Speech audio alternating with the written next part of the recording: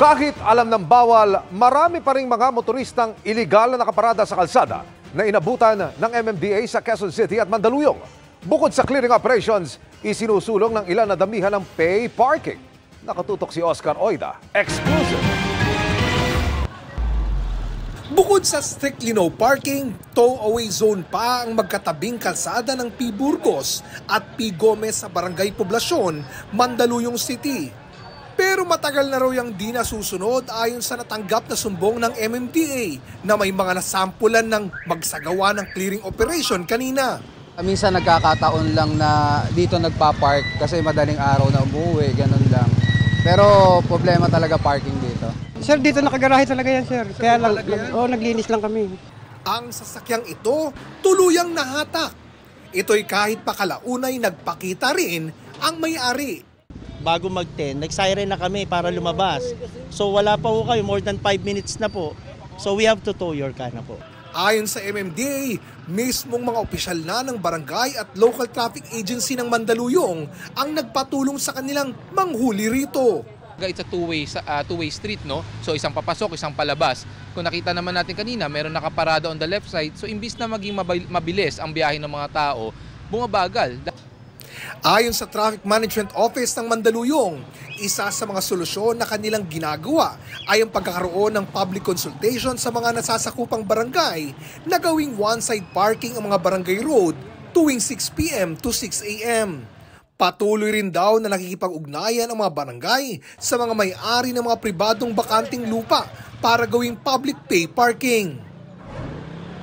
Nagsagawa rin ng kaparehang operasyon ang MMDA sa Viluna, Quezon City.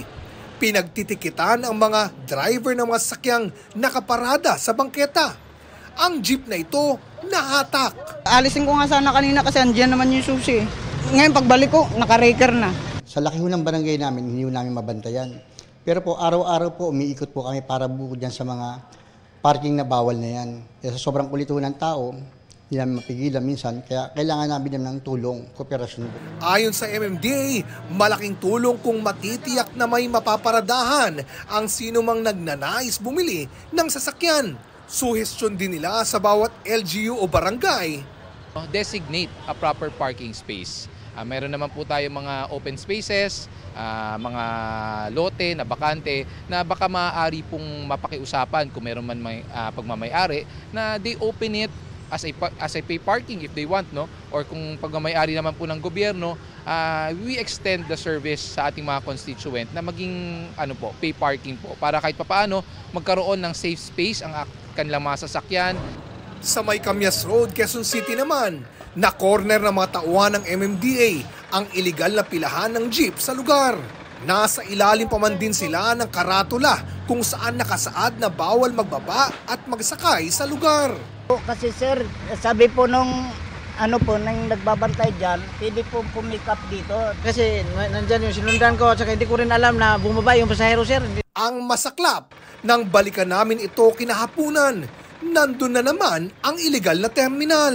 All throughout Metro Manila talaga, isa yan sa nagiging problema natin na once na maklear natin yan, meron babalik at babalik yan. That's why ang Special Operations Group, with the guidance of our chairman, talagang we are intensifying our operations. Hindi lang po one-time hit to, hindi lang po to 2 beses sa isang buwan. No? This will be a constant operation all throughout the day.